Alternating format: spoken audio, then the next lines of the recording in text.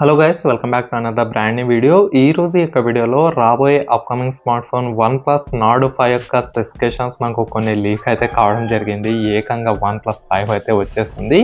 ఇది కూడా మీకు 35,000 సెగ్మెంట్లో అయితే రాబోతుంది. మరి ముఖ్యంగా 30 నుంచి 35,000 వరకు ఎవరైనా బడ్జెట్ పెట్టుకున్న వాళ్ళైతే అలాంటి వాళ్ళకి ఈ యొక్క మొబైల్ సెట్ అవుతుందా లేదా, ఈ యొక్క మొబైల్ ఏ స్పెసిఫికేషన్ ఏ రేంజ్లో వస్తుంది, అండ్ ఇంపార్టెంట్ క్వశ్చన్, ఈ యొక్క మొబైల్ మనకి ఇండియాలో ఏ మంత్లో ఏ డేట్లో లాంచ్ చేస్తుంది అనేది కూడా ఈ రోజు ఈ యొక్క వీడియోలో నేను డీటెయిల్గా మీతో అయితే షేర్ చేసుకుంటాను.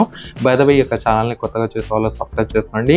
అలాగే మీలో ఎవరైనా సాఫ్ట్వేర్ డెవలపర్స్ ఉన్నట్టయితే నాకు కైండ్లీ గెట్ బ్యాక్ అయితే అవ్వండి. కింద నేను ఇన్స్టాగ్రామ్ లింక్ అయితే ఇచ్చి ఉంటాను.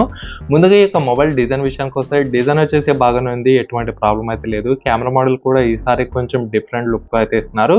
మీరు ఒకసారి బ్యాక్ సైడ్ చూసినట్టయితే రాబోయే iPhone 16 సిరీస్ కూడా ఇదే రకమైన కెమెరా డిజైన్తో వస్తుందని మనకు చాలా రూమర్స్ని బట్టి ఇంతకుముందు అయితే తెలిసింది. సో దానిపైన కూడా ఒక వీడియో చేస్తానులేండి. కాకపోతే యాజ్ ఆఫ్ నౌ ఇంతకుముందు మనకు OnePlus Nord కావచ్చు, Nord 2 కావచ్చు, ఏ రకమైన కెమెరా మోడల్తో మనకు వర్టికల్ షేప్లో ఈ యొక్క బార్ షేప్లో కెమెరా మోడల్ వస్తుందో, ఇది కూడా అదే రకమైన కెమెరా మోడల్తో వస్తుందని మనమైతే ఈజీగా తెలుసుకోవచ్చు దీని యొక్క డిజైన్ని బట్టి. అండ్ దీని యొక్క స్పెసిఫికేషన్ జోలికి పోతే, ఇది మనకు 120Hz 1.5K OLED డిస్ప్లేతో అయితే రాబోతుంది. అలాగే ఇన్ డిస్ప్లే ఫింగర్ ప్రింట్ స్కానర్తో మొబైల్ అయితే ఉండబోతుంది.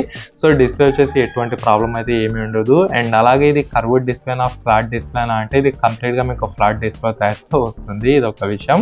అండ్ అలాగే దీని యొక్క కెమెరా విషయానికి వస్తే, ఇది మనకు ఎన్ని కెమెరాస్ ఇస్తున్నారు అనేది ఏమీ అయితే చెప్పలేదు. కాకపోతే దీని యొక్క కెమెరా చూసినట్టయితే డ్యూయల్ ఆర్ ట్రిపుల్ కెమెరా సెటప్తో మాత్రమే వస్తుంది, క్వాడ్ కెమెరా అయితే ఏమీ ఉండదు.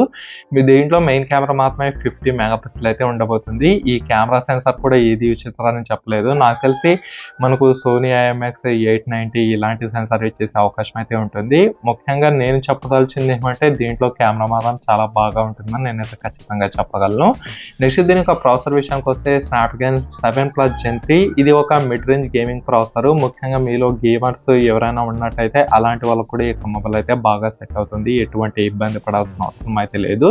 నెక్స్ట్ దీని యొక్క బ్యాటరీ విషయానికి వస్తే, 5500 mAh బ్యాటరీ విత్ 100 వాట్స్ వాచింగ్ సపోర్ట్ అయితే ఉంటుంది. సో డెఫినెట్లీ బ్యాటరీ లైఫ్లో ఈ రోజు రేపులో చాలా మంది 100 వాట్స్ 80 వాట్స్ అయితే ఖచ్చితంగా ఇస్తున్నారు. మ్యాక్సిమం దీని యొక్క బ్యాటరీ కెపాసిటీ, అలాగే దీని యొక్క పర్ఫార్మెన్స్ అనమాట. సో బ్యాటరీ లైఫ్ మాత్రం ఈ యొక్క మొబైల్లో ఎక్సలెంట్గా ఉండబోతుందని ఇంకా దీన్ని బ్యాటరీ చూస్తేనే మనం అయితే తెలుసుకోవచ్చు. అండ్ ఇంకో సంతోషకరమైన వార్త ఏమంటే, దీంట్లో ఎటువంటి చెత్త 2 మెగాపిక్సెల్స్ ఇవ్వడం లేదని వీళ్ళైతే చెప్పారనమాట. అందుకోసమే నాకైతే చాలా ఆనందం కలిగింది దీని యొక్క కెమెరా పైన. సో 2 మెగాపిక్సెల్స్ 8+2 2+2 ఇలాంటి కపుల్ కెమెరాస్ అయితే వస్తుంటాయి కదా, అలాంటి కెమెరాస్ దీంట్లో ఉండవు, ఏమీ భయపడద్దండి అని వీళ్ళైతే చెప్తున్నారు. సో ఎనీహౌ ఓవరాల్గా చూసుకుంటే చాలా బాగానే అనిపిస్తుంది. కాకపోతే ఇది మనకు 35,000 సెగ్మెంట్లో అయితే రాబోతుంది. సో ఎనీహౌ ఖచ్చితంగా అయితే వెయిట్ చేయండి. మోస్ట్లీ మీరు 35,000 పెట్టుకున్నట్టయితే మరి యొక్క మొబైల్ ఎప్పుడు వస్తుంది ఏం లేదనేది వీళ్ళు అంత ఖచ్చితంగా అయితే చెప్పలేదు. కానీ నాకు తెలిసి మనకు ఏప్రిల్ ఎండింగ్ లోపల ఈ యొక్క మొబైల్ వచ్చే అవకాశం అయితే ఉంటుంది.